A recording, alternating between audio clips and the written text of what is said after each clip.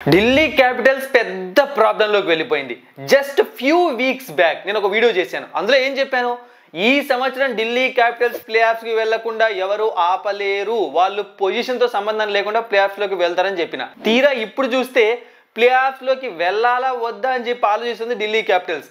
ఎప్పటిలాగానే సూపర్గా tournament start చేయడము, ఎండింగ్కి వచ్చేలోపు డీలా పడ్డము, అదే జరిగింది ఈ సంవత్సరం కూడా. ప్రెసెంట్ వాళ్ళకి 13 పాయింట్స్ ఉన్నాయి పాయింట్స్ టేబుల్లో. 11 మ్యాచెస్ అయిపోయాయి, ఇంకా 3 మ్యాచ్లు ఉన్నాయి. సో ఇప్పుడు వాళ్ళు ప్లే ఆఫ్స్కి వెళ్ళాలి అంటే ప్రెసెంట్ ఉన్న సిచ్యువేషన్లో కంఫర్టబుల్గా వెళ్ళాలి అంటే 3కు 3 గెలిస్తేనే చాలా బాగుంటుంది అనమాట. లేదంటే మళ్ళీ ఏదో ఒక కాంపిటీషన్ రూపంలో ప్రాబ్లం వచ్చే అవకాశం ఉంది, రన్ రేట్ రూపంలో ప్రాబ్లం వచ్చే అవకాశం ఉంది. అలాంటి స్టేజ్లో ఉంది ఢిల్లీ క్యాపిటల్స్. సో నెక్స్ట్ వాళ్ళకున్న మ్యాచెస్ చూసాము అంటే పంజాబ్ కింగ్స్తో ఇప్పుడు మనం చూస్తున్న వీడియో, ఇక నెక్స్ట్ మళ్ళీ ముంబైతో ఒక మ్యాచ్, గుజరాత్తో ఒక మ్యాచ్, చాలా పెద్ద రిస్క్లో ఉన్నారనమాట. ఇది పరిస్థితి. ఇక పంజాబ్ కింగ్స్ విషయానికి వచ్చాము అంటే వాళ్ళకు కూడా ఇంకా 3 మ్యాచ్లు ఉన్నాయి, బట్ వాళ్ళ దగ్గర 15 పాయింట్స్ ఉన్నాయి. సో అది వాళ్ళని చాలా కంఫర్టబుల్ పొజిషన్లో ఉంచిందనమాట. వాళ్ళు పెద్దగా టెన్షన్ పడాల్సిన పని లేదు ఈ ఢిల్లీ టీంతో కంపేర్ చేసాము అంటే. సో అలాంటి 2 టీమ్స్ మధ్య ఒక మ్యాచ్ మీకు గుర్తుండే ఉంటుంది. లాస్ట్ మ్యాచ్ ఒక పాయింట్ షేర్ చేసుకున్నారు సన్ రైజర్స్ హైదరాబాద్తో ఢిల్లీ క్యాపిటల్స్ వాళ్ళు. So Punjab versus Delhi Capitals May 8th match జరగబోతోంది. ఇండియన్ టైమింగ్స్ ప్రకారం 7:30కి మ్యాచ్ నెంబర్ 58 ధర్మశాల గ్రౌండ్లో ఈ మ్యాచ్ జరగబోతోంది. సో ధర్మశాల గ్రౌండ్ ఫస్ట్ మనం పిచ్ రిపోర్ట్ విషయానికి వచ్చాము అంటే చాలా మంచి బ్యాటింగ్ వికెట్ అనమాట. సో ఆల్రెడీ ఇంతకుముందు ఒకసారి ఎక్స్ప్లెయిన్ చేశాను ఫస్ట్ మ్యాచ్ టైంలో. సో చాలా మంచి బ్యాటింగ్ వికెట్, అలా అని చెప్పి పెద్ద స్కోర్ వచ్చే వికెట్ కాదు. కానీ లాస్ట్ టైం పంజాబ్ కింగ్స్ పెద్ద స్కోర్ కొట్టింది. దానికి కారణం అవతల సైడ్ వాళ్ళు బౌలింగ్ సరిగ్గా వేయకపోవడం, అది క్లియర్ కట్గానే అయితే చెప్పగలను. ఎందుకంటే 200 వికెటే, కానీ 230, 240 వికెట్ కాదు ఇది. ఇక 170 నుంచి 190 చాలు, ఈ స్కోరే పార్ స్కోర్. ఇక్కడ చాలా మంచి స్కోరు. ఇక 200ని టచ్ చేశారు అంటే చాలా చాలా చాలా వండర్ఫుల్ స్కోర్ అయిపోతుంది. ఇక బౌలింగ్ విషయానికి వచ్చాము అంటే ఫాస్ట్ బౌలర్స్కి అద్భుతంగా హెల్ప్ చేస్తుంది, స్పిన్నర్స్ను బాగా ఇబ్బంది పెడుతుంది. బట్ కొంచెం టాలెంట్ ఉంటే వికెట్స్ తీయగలుగుతారు. సో డ్యూ అనేది ఖచ్చితంగా ఉంటుంది ధర్మశాలలో, అందులో ఎటువంటి డౌటే లేదు. చేజింగ్ తీసుకోవడమే చాలా మంచి ఆప్షన్. కానీ లాస్ట్ టైం చూసాము అంటే పంజాబ్ కింగ్స్ ప్రూవ్ చేసిందనమాట, బ్యాటింగ్ చేసి కూడా గెలవచ్చు. అంటే పార్ స్కోర్ కన్నా ఎక్కువ రన్స్ చేస్తే ఆ టీం గెలవకుండా ఎక్కడికి వెళ్తుంది చెప్పండి? ఏదో మ్యాజిక్ జరిగితే తప్ప అపోజిషన్ టీంలో ఎవరు గెలవరు అనమాట, అది situation. Punjab Kings versus Delhi Capitals head to head fight చూసామంటే టోటల్గా 33 మ్యాచెస్లో పంజాబ్ కింగ్స్ 17 మ్యాచెస్లో, ఢిల్లీ క్యాపిటల్స్ 16 మ్యాచెస్లో గెలిచింది. ధర్మశాల గ్రౌండ్లో 2 మ్యాచ్లు పంజాబ్ కింగ్స్ గెలిస్తే ఢిల్లీ క్యాపిటల్స్ 2 మ్యాచ్లు గెలిచింది ఇప్పటివరకు IPL హిస్టరీలో. సో ఇప్పుడు పంజాబ్ కింగ్స్ ప్లేయింగ్ లెవెన్లో మార్పులు ఉంటాయా? ఎస్ ఉంటాయి. అంటే బాగా గెలుస్తున్నారు కదా, మరి మార్పులు ఎందుకు? చెప్పే కదా చాలాసార్లు, వాళ్ళ దగ్గర వాళ్ళు చేసుకునే అవకాశం లేకపోయినా సరే చేసుకుంటారు అనమాట. ఎందుకంటే అలాంటి ఒక సెటప్ ఉంది వాళ్ళ దగ్గర, ఆ స్క్వాడ్ సెటప్ ఉంది. సో ఈ మ్యాచ్లో నాకు తెలిసి విజయ్ కుమార్ వైశాఖ్ ప్లేస్లో యష్ ఠాకూర్ రావచ్చు, బట్ ఇట్స్ నాట్ షూర్ అనమాట. ఎందుకంటే వాళ్ళు ఇంకొక ఛాన్స్ ఇద్దాము అనుకుంటే విజయ్ కుమార్ వైశాఖ్ని కంటిన్యూ చేయొచ్చు, లేదనుకుంటే కానీ యష్ ఠాకూర్ని తీసుకొని రావచ్చు, లేదా జావేర్ బ్రేట్లెట్ని మళ్ళీ టీంలోకి తీసుకొని రావచ్చు అజ్మతుల్ ఉమర్జాయ్ ప్లేస్లో. సో ఈ విధంగా చాలా చేంజెస్ చేసే అవకాశం ఉంది బౌలింగ్ డిపార్ట్మెంట్లో మాత్రమే. స్పిన్ బౌలింగ్ డిపార్ట్మెంట్లో ఏం చేయరు, ఫాస్ట్ బౌలింగ్ డిపార్ట్మెంట్లో మాత్రమే. ఇక అంతకుమించి ఏ చేంజెస్ జరగవు అనమాట. సో వీళ్ళ టీం గురించి డిస్కస్ చేసాము అంటే మీరు ఒకటి బాగా గమనించారు అంటే వీళ్ళ టీంలో కన్సిస్టెన్సీగా ప్రతి మ్యాచ్ ఆడే బ్యాట్స్మెన్స్ మనకు కనిపించట్లేదు. అంటే ఒక మ్యాచ్ ఆడితే ఒక 2 మ్యాచ్లు ఫెయిల్ అయ్యేవాళ్ళు కనిపిస్తున్నారు. కానీ వీళ్ళకి ప్లస్ పాయింట్ ఎక్కడ వస్తుంది అంటే, ఫర్ సపోజ్ ప్రియాంష్ ఆర్య గట్టిగా ఆడాడు అనుకోండి, అతనికి ఒక మంచి సపోర్ట్ ఇన్నింగ్స్ శ్రేయస్ అయ్యర్ దగ్గర నుంచో, ప్రప్ సిమ్రన్ సింగ్ దగ్గర నుంచో, లేకుంటే శశాంక్ సింగ్ దగ్గర నుంచో దొరుకుతుంది. ఒకవేళ ప్రియాంష్ ఆర్య ఫెయిల్ అయ్యాడు, ప్రప్ సిమ్రన్ సింగ్ చాలా మంచి ఇన్నింగ్స్ ఆడాడు, అప్పుడు ఏం జరుగుతుంది? ఒక సపోర్ట్, క్వాలిటీ సపోర్ట్ అనమాట. సో ఎవరో ఇంకొకరు ఆడుతున్నారు. సో కనీసం 2 బ్యాట్స్మెన్స్ ఆడితే T20లో ఖచ్చితంగా 200 స్కోర్ పాసిబుల్. ఎందుకంటే ఇద్దరే కొట్టరు కదా, మిగతా వాళ్ళు 20-15 కొడుతుంటారు. అది వీళ్ళ దగ్గర బాగా వర్కౌట్ ఉందన్నమాట. టీమ్ బ్యాలెన్స్ అనేది జరుగుతుంది బ్యాటింగ్ వైజ్గా. ఇక బౌలింగ్ వైజ్గా వీళ్ళ టీం చాలా అద్భుతంగా ఉంది. చాలాసార్లు మనం మాట్లాడుకున్నాము. సో ఫాస్ట్ బౌలర్స్ చాలా బాగా రాణిస్తున్నారు. మార్కో జెన్సన్ అవ్వచ్చు, ముఖ్యంగా హర్షదీప్ సింగ్ మన ఇండియన్ బౌలర్ అనమాట. ముఖ్యంగా ఇలాంటి పిచ్చెస్ పైన, ఎక్కడంటే ధర్మశాల పిచ్చెస్ పైన హర్షదీప్ సింగ్కి ఇంకా బాగా బౌలింగ్ పడుతుంది. ఎందుకంటే తన దగ్గర స్వింగ్ ఉంటుంది కాబట్టి అది ఆ పిచ్ నుంచి తను గ్రాప్ చేసుకోగలడు. ఇది ఇక చాహల్ కూడా మంచి టచ్లో కనిపిస్తున్నాడు. సో ఇది వీళ్ళకు టీంకి బాగా ప్లస్ అవుతుంది అనమాట. So Priyansh Arya, Prabhsimran Singh, Shreyas Iyer, Josh Inglis, Shashank Singh, Nehal Wadhera, Marcus Stoinis, Azmatullah Omarzai, Marco Jansen, Yuzvendra Chahal, Arshdeep Singh, impact ప్లేయర్గా యష్ ఠాకూర్. అండ్ ఇంకొక విషయం నేను చెప్పాలి, మర్చిపోయా, శ్రేయస్ అయ్యర్ కెప్టెన్సీ కూడా అద్భుతంగా ఉంది. ప్రతిసారి చెప్తున్నాను, దీన్ని ఎవరు నోటీస్ చేయట్లేదు. ఖచ్చితంగా ఈ సంవత్సరం నుంచి నాకు తెలిసి అది బయటకు వస్తుంది అనమాట. అంటే ఎటువంటి పిఆర్ లేకుండా తన పేరు కెప్టెన్సీ లిస్ట్లో, బెస్ట్ కెప్టెన్సీ లిస్ట్లో చేరిపోయే అవకాశం ఉంది. ఆల్రెడీ తను గేమ్స్ విన్ అయిన వైజ్లో బెస్ట్ పొజిషన్లో ఉన్నాడు అనమాట. నెక్స్ట్ ధోని తర్వాత నెక్స్ట్ పొజిషన్లో ఉన్నాడు. అంటే ఇంతవరకు తను n number of matches, I think 80 or 80 above captaincy చేస్తే తను ఆల్మోస్ట్ 46 మ్యాచెస్ గెలిచాడు. సో ఆ పొజిషన్లో ఇంతకుముందు ధోని మాత్రమే గెలిచాడు 47 మ్యాచెస్.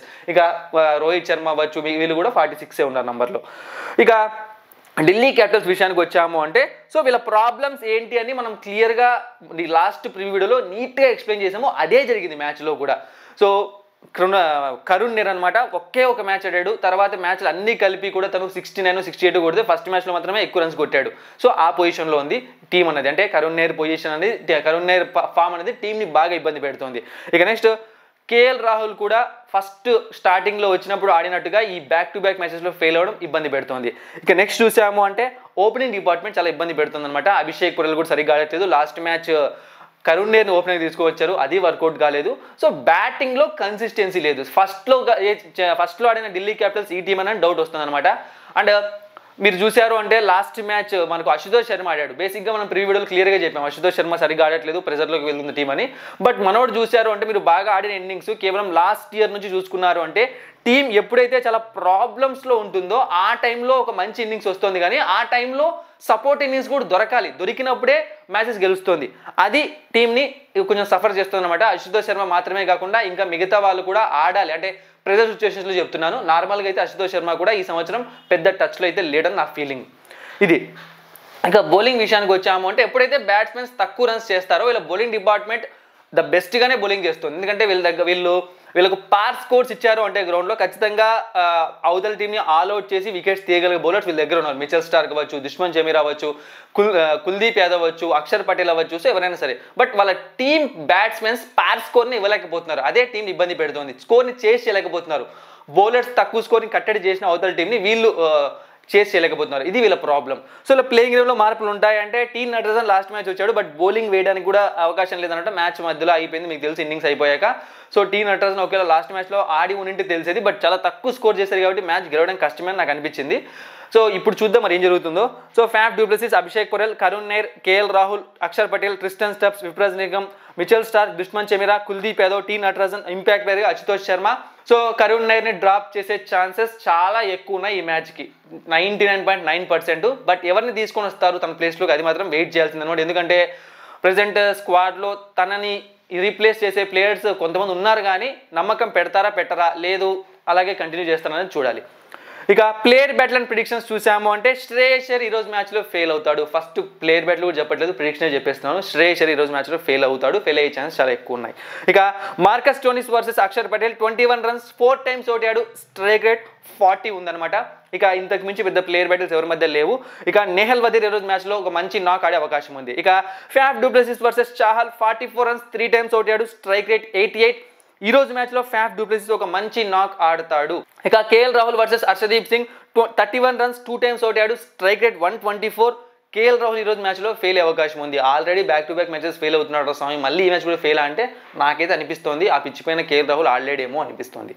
ఇక Axar Patel versus Chahal, 46 runs 3 times ఓడాడు, స్ట్రైక్ రేట్ 139. ఇవన్నమాట ప్రిడిక్షన్స్ అండ్ ప్లేయర్ బ్యాట్లు.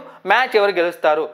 సో నేను already last time Punjab Kings ఆడినప్పుడే చెప్పాను Lucknow Super Giants against preview వీడియోలో, ఆ పిచ్ పైన ఎలాంటి బౌలర్స్ వీళ్ళకి కావాలో వాళ్ళ దగ్గర చాలా మంచి బౌలర్స్ ఉన్నారు. మార్కో జెన్సన్, హర్షదీప్ సింగ్, అంటే క్వాలిటీ బౌలర్స్ ఇద్దరు ఉన్నారు. సరే ఈ సైడ్ వాళ్ళ దగ్గర లేరా అంటే ఈ సైడ్ ఆ పిచ్ పైన బాగా వేసే బౌలర్స్లో ఎక్కువగా కనిపిస్తుంది నాకు మిచెల్ స్టార్క్ మాత్రమే. సో టీ నటరాజన్ వచ్చాడు, బట్ తను ఎలాంటి షేప్లో ఉండడం మనకు తెలియదు అనమాట. అందుకే నేను ముందే గెస్ చేయలేకపోతున్నాను. బౌలింగ్ వైజ్ తీసుకున్నాము అంటే ఖచ్చితంగా పంజాబ్ కింగ్సే కొంచెం స్ట్రాంగ్ ఉంటుంది. ఈ సైడ్ మీకు స్పిన్ బౌలింగ్ స్ట్రాంగ్ ఉండొచ్చు, కానీ ఈ పిచ్ అనేది స్పిన్ బౌలింగ్ అనుకూలించే పిచ్ కాదు. సో వాళ్ళు ఏమైనా వేరియేషన్స్ చూపిస్తే వర్కౌట్ అవుతుంది. ఇంకా బ్యాటింగ్ వైజ్ చూసుకున్నాము అంటే మన కళ్ళ ముందు కనిపిస్తుంది యాజ్ యూజువల్. ఎలా చూసుకున్నా కూడా లాస్ట్ కొన్ని మ్యాచెస్లో పంజాబ్ కింగ్స్ బ్యాట్స్మెన్స్ చాలా మంచి పొజిషన్లో ఉన్నారు అగైనెస్ట్ మనం కంపేర్ చేసాం ఢిల్లీ క్యాపిటల్స్ బ్యాట్స్మెన్స్తో. సో ఈ మ్యాచ్లో పంజాబ్ కింగ్స్ గెలవడానికి ఎక్కువ అవకాశాలు ఉన్నాయన్నమాట. ఢిల్లీ క్యాపిటల్స్ ఓడిపోయిందంటే నాకు తెలిసి ఎండ్ ఆఫ్ ద రోడ్ అనుకోండి. సో నెక్స్ట్ 2 మ్యాచ్లు గెలిచే అవకాశం ఉండొచ్చు, కానీ ఎండ్ ఆఫ్ ద రోడ్ ఎందుకంటే నెక్స్ట్ మ్యాచెస్ ఇంకా కష్టమైన టీమ్స్తో ఉన్నాయి కాబట్టి. బట్ కొంచెం ఎడ్జ్ అయితే ఉంటుంది ఢిల్లీకి, కానీ కంపేర్ టు పంజాబ్ కింగ్స్ కాదనమాట. పంజాబ్ కింగ్సే ఇక్కడ హాట్ ఫేవరెట్. చూద్దాం ఏం జరుగుతుందో. Thank you for watching and supporting me.